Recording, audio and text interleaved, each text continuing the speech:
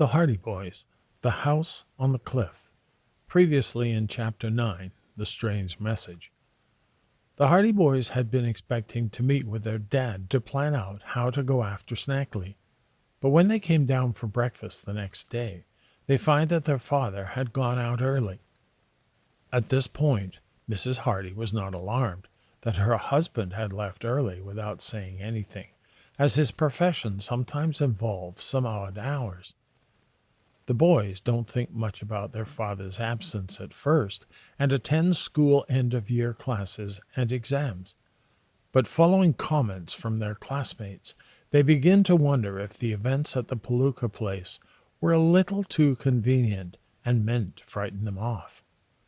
They begin to think the Palooka place might be tied into the smuggling going on in the bay, and that their father's sudden absence is not a coincidence.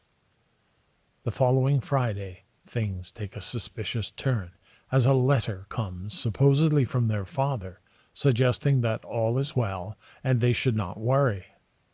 The letter is signed by what appears to be Mr. Hardy's signature, but Mrs. Hardy notes that the message is missing a secret sign they put in correspondence to show that messages are truly from their dad. The boys have a foreboding that Fenton Hardy has met with some foul play related to the smuggling operations. Chapter 10. The Vain Search. Fenton Hardy was still missing when the summer vacation began. There had been no word from him. Never in all his years of detective work had he vanished from home so completely and for such a length of time. He was an intensely considerate man, and his first thought was always for his wife and boys. Occasionally, it was necessary for him to leave home suddenly on trips that would keep him away for some length of time. Sometimes it seemed wiser to keep the knowledge of his whereabouts to himself, but he always managed to communicate with Mrs. Hardy to assure her of his safety. But this time, with the exception of the dubious note, there had been no such assurance. From the moment he had left the house on the morning after the kidnapping at the Kane farmhouse, he had vanished as utterly as though the earth had swallowed him up. The Hardy Boys questioned many people in and around Bayport, but no one recollected having seen their father on the day in question. At the railway station they ascertained the fact that the detective had not bought a train ticket that day or any day since. The agent admitted it was barely possible that Fenton Hardy might have taken a train and paid for his fare on board, but said it was not likely. Inquiries at the steamboat office brought a similar response. The detective had not been seen. None of the local police officers remembered having seen Mr. Hardy that morning. The detective was a well-known figure in Bayport, and it seemed strange that no one had seen him about the streets of the city, in spite of the fact that he had left home at an early hour. The boys questioned everyone who was likely to have seen him, even to milkmen who might have been on their routes at that time, but the further they pursued their inquiries, the deeper the mystery became. One of the boys, greatly interested in the disappearance of Mr. Hardy, was Perry Robinson. Perry was the son of Henry Robinson, who had once gotten into difficulties over the disappearance of some valuables as related in the Tower treasure. All of the Hardys had done much for the Robinson family, and the Robinsons were correspondingly grateful. "I saw your dad on the street one day, boys," said Perry. "He waved his hand to me." "When was that?" demanded Frank quickly. "Oh, a day or two before you said he disappeared. Gee, fellas, I wish I could help you," went on Perry. "Well, keep your eyes open, and if you learn anything, let us know," said Joe. And to this Perry readily agreed. Shortly after the boys had had their talk with Perry Robinson, they ran into a number of their girlfriends. One of these girls had likewise seen Mr. Hardy, but after considerable questioning, the boys came to the conclusion that the meeting had taken place several days before their father's disappearance. "Oh, I'm so sorry this happened," said one of the girls, and the others nodded in sympathy. The Hardy Boys extended the search beyond the city. It occurred to them that their father might have gone out to the cane farm, and they made their way to that place. But the farmer and his wife said no one had called at the house since the eventful Sunday of the kidnapping. "They've left us in peace, praise be," declared Mrs. Kane. "No one's been near the house since those rascals went away." The boys gave the kindly couple a description of their father, but Mr. Kane could not recollect having seen anyone resembling Mr. Hardy near the farm at any time within the past week. He had been working in the fields, he said, and would probably have noticed any strangers on the road. So the boys returned to Bayport, puzzled and downhearted over the failure of their search. They could not imagine where Fenton Hardy could have gone if he had not been near the cane farm. "Something has happened to him, I'm sure," said Frank. "It isn't like Dad to stay away this long without sending some word." "Perhaps he did write that note." "He would have explained a little more, and he would have put in the secret sign." The fact that the Hardy Boys were searching for their father gradually became known throughout Bayport, and one evening a thick-set, broad-shouldered man presented himself at the front door of the Hardy home and asked for the boys. Mrs. Hardy bade him step inside, and he waited in the hall, nervously twisting his cap in his hands. When Frank and Joe came out, the stranger introduced himself as Sam Bates. "I'm a truck driver," he told them. "The reason I came around to see you was because I heard you were looking for your father." "Have you seen him?" asked Frank eagerly. Sam Bates shuffled his feet and looked dubiously at the floor. "Well, I have and I haven't, you might say," he observed. "I did see your father quite a few days ago, but where he is now I couldn't tell you, for I don't know." Sam was evidently not a man of gigantic intellect. He spoke slowly and painstakingly, and his most obvious statements were delivered with the gravity suitable to pearls of wisdom.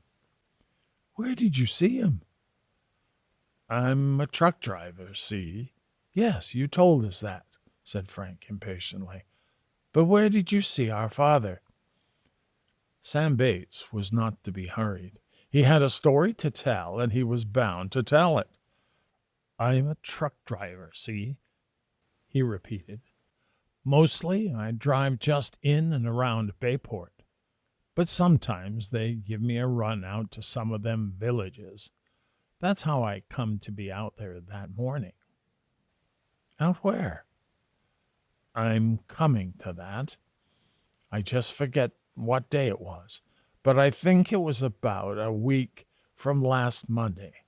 I know it was just after Sunday because when I went home to dinner that day, the wife was washing clothes and dinner was late, and I had to eat it out on the back steps. Anyway, for the kitchen was all in a mess.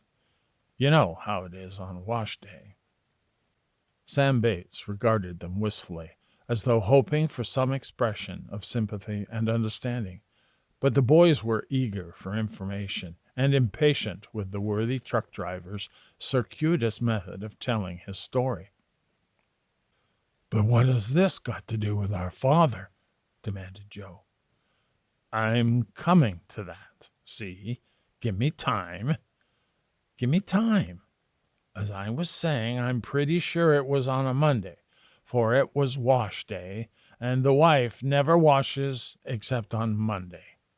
I mean, she never washes clothes except on Monday. She herself, why, she washes every day. Of course, anyway, it was Monday." "That was the day Dad disappeared," prompted Frank. "You don't say. Well, I saw him that day." "Where?" "I'm coming to that, as I was saying. It was Monday, and when I went down to the garage, the boss, he says to me, says he, 'Sam, I want you to run a truckload of furniture down the shore road. So I said, well, boss, I guess that's what I'm here for. So he told me that this here load of furniture had to go to one of them farmhouses away down near the point. So we loaded the truck, and I filled her up with gas, and away I went. It must have been about 9 o'clock by then, I guess. And you went down the shore road? Sure. And it was a nice morning for a drive too. Anyway, I went out past the Tower Mansion. You know, Herd Applegate's place, them people you and your father got back the Tower treasure for. And I was driving along without a care in the world and whistling away, quite happy like, when I sees that I was coming near that haunted house up on the cliff. You know the place where old Palooka was murdered. The Palooka place? Yeah. Well, anyway, I was coming by there, and I didn't drive slow either, for they say there's ghosts in that place, and I ain't taking no chance with nothing like that. So the truck was going along at quite a clip, when what should I see but a man walking along the road. Dad? Yeah, it was your father. Well, anyway, nobody ever said Sam Bates wouldn't give a guy a lift. So I slows down a bit, and I says, hey, do you want to ride? Just like that, see? Then this guy turned around, so I seen who it was. I didn't know until then, see? So when I seen who it was, I said, good day, Mr. Hardy, would you like a lift? But he thanked me and said he was just taking a little walk. So I drove on past him, and the last I seen of him, he was walking alongside the road. Did he go down the lane to the Palooka place? I don't know whether he did or not. He hadn't quite reached the lane when I seen him last, but I didn't meet him on my way back, so I don't know where he went.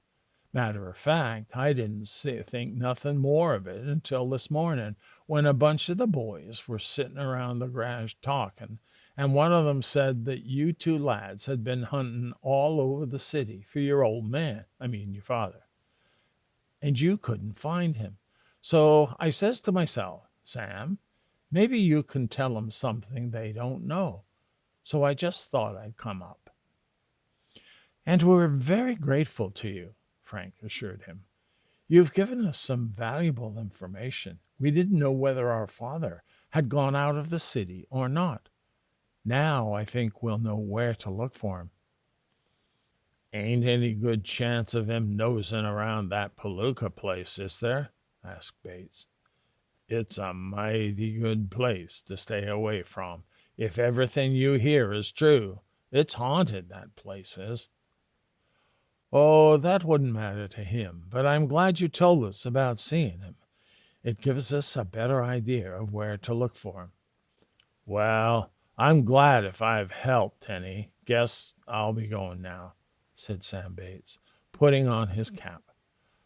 I hope your dad shows up all right. The Hardy boys thanked him warmly, and Bates shambled away, his hands in his pocket. Mrs. Hardy came into the hallway.